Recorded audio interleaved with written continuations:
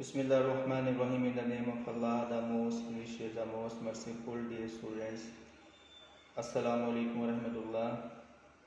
हम John Keats की और टू नाइटिंगेल को बड़ा डिस्कस कर रहे हैं।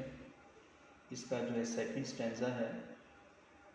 जैसा कि मैंने आपको बताया था कि जॉन कीट्स की शायरी जो रोमांटिक पोइट्री है, जॉन कीट्स की और टू नाइटिंगेल पोएम की 80 लाइन्स हैं और इसके 8 जो हैं स्टैंजाज हैं। हर जो स्टैंजा है वो 10 लाइन्स पे मुश्तमिल है। हमने पहले जो स्टैंजा में पढ़ा था कि जॉन कीट्स बुलबुल की आवाज़ को सुनता है, उसके गीत को सुनता है। जंगल में सोया हुआ था, रात को बेदार हुआ, बुलबुल के गीत ने उसे बेदार कर दिया। उसकी आवाज़ उसको इतनी ज़्यादा अट्रैक्ट की कि वो अपने इर्द गिर्द की दुनिया को भूल गया, उस ज़िंदगी की जिस टेंशन में था उस टेंशन को भूल गया। उसकी आवाज़ ने उसको इंटॉक्सिकेट कर दिया, मदहोश कर दिया। अब उसकी मदहोशी के आलम में वो चाहता है कि वो बेहतरीन जो वाइन है अंगूर से बनी हुई उसको पिए। यानी उसका एक घूंट पीने से इतना ज़बरदस्त उसे सुरूर मिलता था, वो ऐसा फील कर रहा है कि मुझे ऐसा लगता है कि जैसे मैंने विंटेज वाइन है उसको पिया हो। ये बात ज़हन में रहे। इंसान जिस कल्चर में रहता होता है उस कल्चर को वो हर जगह डिपिक्ट कर रहा होता है। फॉर एग्ज़ाम्पल, आप जिस माहौल में रहते हैं वो माहौल आपकी ज़िंदगी का हिस्सा बनेगा और आप दूसरों को भी उसके लिए मोटिवेट करेंगे। आप 5 वक्त की नमाज़ पढ़ने वाले हैं तो ये फिर आपकी पर्सनैलिटी का हिस्सा बन जाएगा कि आप अपने फ्रेंड्स को भी इसके बारे में कहेंगे कि भी आपको नमाज़ पढ़नी चाहिए। कभी आप उनसे नाराज़ हो जाते हैं तो किसी भी माशरे में जो चीज़ें आम होती हैं वो इंसानी ज़िंदगी का हिस्सा होती हैं। उनके यहाँ शराब पीना ममनू नहीं है, इसलिए वो अपनी पोइट्री में भी उसका जिक्र कर रहा है। लेकिन इस्लाम में शराब पीना ममनू है, ड्रिंकिंग ममनू है, अल्कोहल ड्रिंकिंग ममनू है, क्योंकि इसके पीने से न सिर्फ इंसान की दुनियावी ज़िंदगी बल्कि उसकी उखरवी ज़िंदगी का भी सत्यानाश हो जाता है। एक शराब पीने वाला जब उसकी फैमिली लाइफ स्टार्ट होती है बेटा, तो वो औरत की ज़िंदगी को जहन्नम बना देता है, क्योंकि शराब पीने वाले में ना सिर्फ शराब पीने की ये खामी नहीं होती, वो जुआ खेलना भी शुरू हो जाता है, गैम्बलिंग भी स्टार्ट हो जाता है। और शराब पीने के बाद उसको नहीं पता चलता कि वो किससे बात कर रहा है, उसके सामने बात करने वाला कौन है, उसका फादर है, मदर है, उसकी वाइफ है। उसकी लाइफ बिल्कुल इस नहज पे पहुंच जाती है जैसे एक जानवर की ज़िंदगी होती है। तो शराब पीना ना सिर्फ उसकी दुनिया की ज़िंदगी का सत्यानाश कर देता है बल्कि उसकी उखरवी ज़िंदगी भी ख़राब हो जाती है। शराब पीने से उसके इंटरनल ऑर्गन्स ख़राब हो जाते हैं। ज़िंदगी तो अल्लाह की दी हुई है, लेकिन वो ऐसा अमल करने से अपनी ज़िंदगी को शॉर्ट कर लेता है। आइए नबी सल्लल्लाहु अलैहि वसल्लम की इस जो तंबीहन हदीस को देखते हैं। आपने फरमाया, जो एक बार शराब पीता है अल्लाह उसकी 90 डेज़ की इबादत को ख़त्म कर देते हैं। 90 दिन जो उसने नमाज़ें पढ़ी हैं, अल्लाह की इबादत की है, अल्लाह उसे रेज़ कर देते हैं, बिल्कुल ख़त्म कर देते हैं। और दूसरी हदीस में आपने फरमाया, एक बंदा जो एक बार शराब पीता है और फिर तौबा कर लेता है, फिर दूसरी बार शराब पीता है, फिर तौबा कर लेता है, फिर तीसरी बार शराब पीता है, फिर तौबा कर लेता है, तो उसके बाद अल्लाह उसकी तौबा ही नहीं कबूल करते। यानी ये एक ऐसा बुरा अमल है कि जो इंसान को अल्लाह से और दुनियावी ज़िम्मेदारियों से उसको हटा देता है। तो इस अमल को अल्लाह ताला ने नबी सल्लल्लाहु अलैहि वसल्लम की ज़ुबानी अतर से मना फरमाया है कि शराब पीना ये इस्लाम में हराम है, इसको नहीं पिया जा सकता। Let's see the second stanza. Oh, for a draught of vintage that had been cooled a long age in the deep developed earth. अगर एक घूंट अंगूर की बनी हुई शराब का मिल जाए जो कि बहुत देर तक उसको बनाने में ज़मीन के नीचे दबा के रखा जाता है, तो राइटर कहता है कि वो शराब अगर मुझे मिली, मेरी फीलिंग ऐसी है कि जैसे मैंने अंगूर से बनी हुई शराब पी हो। The speaker longs for a drink of wine or some other spirit that has been kept cool deep in the earth. शायर की ख्वाहिश है कि उसे एक घूंट विस्की का मिल जाए जो कि अंगूर की बनी हुई हो, और ये आमतौर पर जो अंगूर की शराब है इसको ज़मीन के नीचे काफ़ी देर तक रखा जाता है ताकि इसकी तासीर को जो है, गर्म तासीर है, उसको ठंडा किया जा सके और वो अच्छी शराब बने। We have no explanation at this point for his sudden desire to get his drunk on.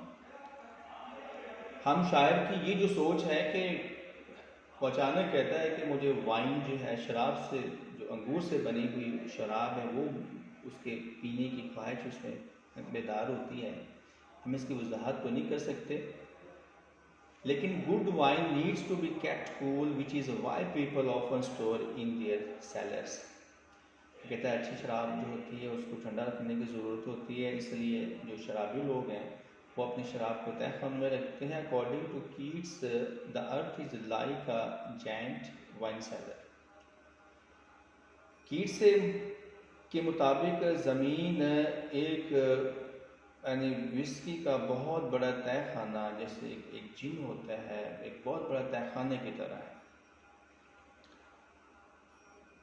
In other words, John Keats बुलबुल के गीत को सुन के इतना ज़्यादा जो है मगन हो जाता है कि उसे ऐसा फील होता है कि जैसे अंगूर की शराब पीने से जो नशा चढ़ता है और उस नशे में इंसान को पता नहीं चलता वो किस कैफियत में है। असल में जॉन कीट्स दुनिया के जो मसाइब हैं उनसे अपनी शायरी के बलबूते भागना चाहता है, उनसे राह फरार हासिल करना चाहता है।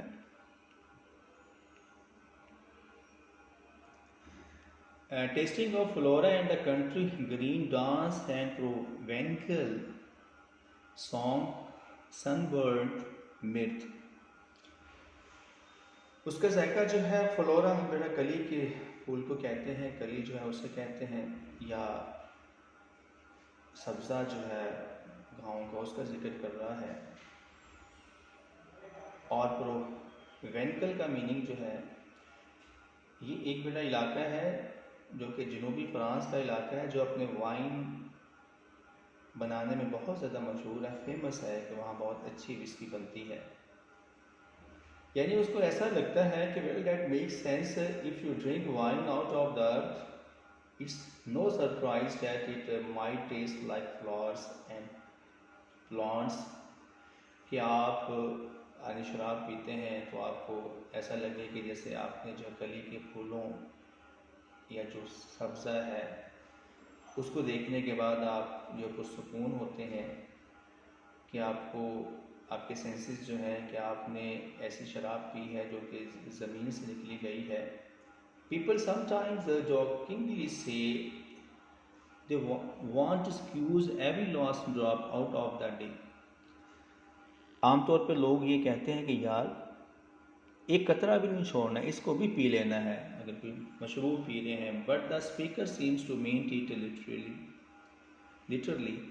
लेकिन जॉन कीट्स का यहाँ जो कहने का मतलब मकसद है वो असल में जो है लिटरली है, not only does the earth wine taste like flowers but it also taste like dancing song and happiness. कहते शराब का जो जायका है वो ना सिर्फ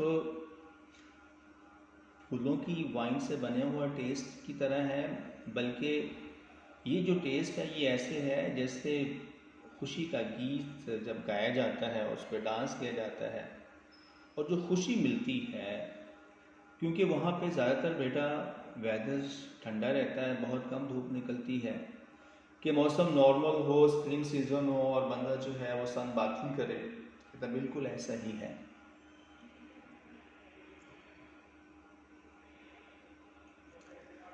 Oh, for a beaker full of the warm south, full of the true, the blushful Hippocrene। अब बेटा उसकी विस्की की बात हो रही है कि प्याला जो है, कप जो है वो साउथ का जो इलाका है वहाँ से जो बनी हुई विस्की है उसके जो है भरा हुआ हो और वो जो है रेड नज़र आए उसके किनारे से। The speaker wants to stick the south of France or just the south in general into a bottle and guzzle the whole thing down। शायर के जहन में वही जो है जनूबी शराब का जो विस्की है वो जहन में है और इसके सारी चीज़ें या सारा जो मामला है जिससे वो मखमूर हो गया जहन में, वो चीज़ें जो इंसान काम कर रहा होता है, ज़िंदगी जैसे गुजारा होता है, तो वो उसके जहन में वो उसकी लाइफ का हिस्सा बनी हुई होती है। He wants to distill that down to its powerful intoxicating essence। कहता है कि वो ये बुलबुल का जो गीत है इसके मदहोश होने ने उसे इतना ज़्यादा मदहोश कर दिया है कि वो सारी चीज़ें जो हैं वो इसके लिए इसका जौहर बन गई हैं।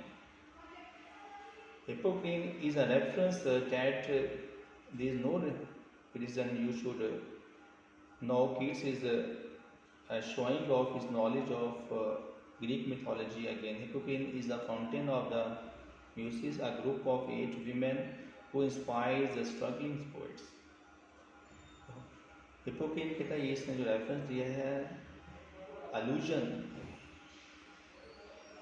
की जो पोटिक डिवाइस है वो बेटा इसमें इस्तेमाल की है इसने कि मूसा के दौर का है कि जिसमें उनके यहाँ 8 औरतें हैं, देवियाँ हैं कि जो भी शायरी की जो देवियाँ हैं, जो भी शायरी करता है, जो भी शायर अपनी शायरी में कोई मुश्किल उसे पेश आती है तो वो फिर उन मुश्किलात को हल करने के लिए उन्हें जो पुकारता है।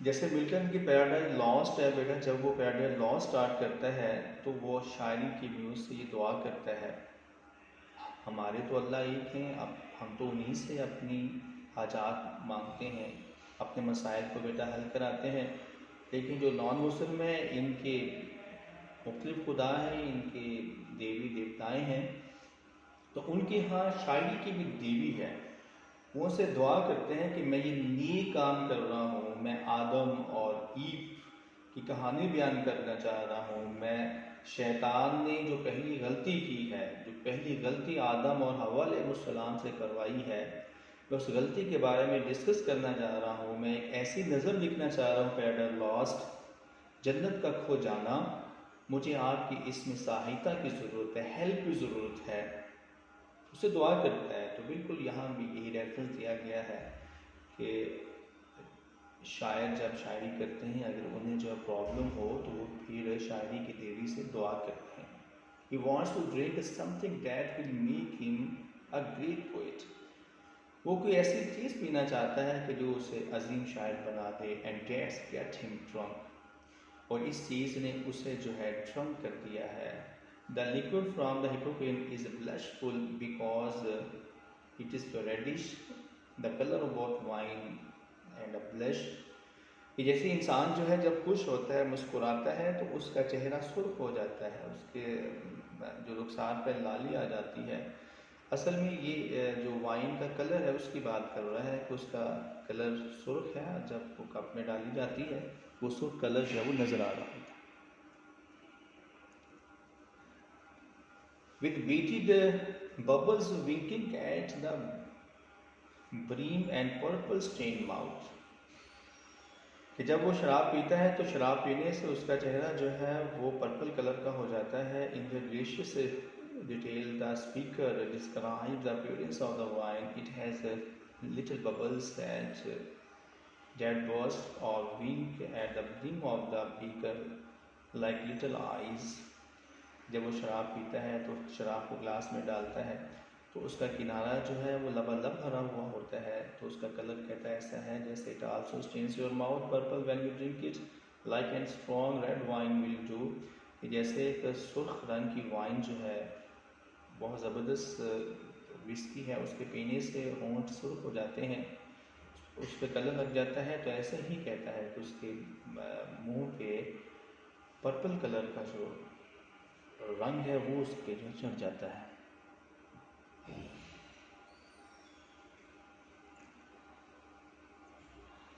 That I might drink and leave the world unseen and with thee fade away into the forest। What does all this talk about wine inspiration and the drunkenness have to do with the nightingale? What happened to that old bird anyhow? The speaker sums up his intentions in these final two lines of the stanza। ये जो इस stanza की आखिरी दो line है, इसमें शायद कहना क्या चाहता है, नाइटिंगेल का तो शराब से कोई ताल्लुक ही नहीं है, लेकिन वो अपना जो इरादा है, जो उसकी फीलिंग्स है, वो इसका इजहार करना चाहता है। He wants to get drunk on this magical wine so that he can leave the world without anyone noticing. असल में वो चाहता क्या है कि ये शराब पी के बुलबुल का गीत सुन के उसकी फीलिंग ऐसी हो गई है कि वो इंटॉक्सिकेट हो गया है। असल में ये जो उसने रेफरेंस दिया है, ये वो चाहता है कि वो दुनिया से बिल्कुल जो है अलग हो जाए, किसी को पता भी ना चले। And just fade into the dark forest with the Nightingale, कि वो बुलबुल के साथ इस तारीख जंगल में निकल जाए। But isn't the forest part of the world? Apparently not. क्या जंगल जो है ये दुनिया का हिस्सा नहीं है? By world he might mean the world of human society। दुनिया से मुराद वो इंसानी मौशरा ले रहा है कि जहाँ इंसान जो है हिपोक्राइट है, इंसान जो है मुनाफिकत करता है, जो सिंसेरिटी है इसका फुकदान है। हर बंदा अपने तई अपने जो मफाद को देखता है। Putting aside all this business about provencal and Hippocrene, the speaker wants to drink for the same reason many people drink, to forget his problem for a while and to have a more carefree state of mind. कहते बहुत सारे लोग जो हैं वो इसलिए जो है शराब को पीते हैं कि ताकि जो उनके मसाइल हैं उन मसाइल से भागा जा सके, उनसे छुटकारा हासिल कर सके। आमतौर पे जो बंदा डिप्रेस होता है, एक तो जो है बेटा कंपनी, बैड कंपनी इंसान पे इफेक्ट करती है कि पहले वो सिगरेट पीना शुरू करता है, फिर सिगरेट भर के पीना शुरू करता है, चस्ती ढोला बन जाता है, फिर वो शराब की तरफ आता है। और कुछ लोग जब उन्हें कोई ठीक है फाइनेंशियल वरीज होती हैं या उनकी फैमिली लाइफ ठीक है डिस्टर्ब होती है, वो भी शराब पीना शुरू हो जाते हैं। लेकिन ये सारी बातें एक मुसलमान को ज़ेब नहीं देती। उसे जो भी कोई मसला होगा ज़िंदगी में, उसका हल इन चीज़ों में नहीं है, उसका हल अल्लाह के यहाँ उसकी बारगाह में सजूद होने से है। अल्लाह से दुआ की जाए, क्योंकि अल्लाह तो इंसान को, अपने बंदे को तकलीफ़ में देख ही नहीं सकता, देख पाता ही नहीं है। अल्लाह की बार में सजूद होकर अपने मसाइल को हल किया जाए, उससे हल करवाया जाए। कल इंशाल्लाह हम इसके जो रिमेनिंग स्टैंजा जो हैं उनमें से इंशाल्लाह 1 से 2 स्टैंजा को डिस्कस करेंगे। अस्सलाम वालेकुम।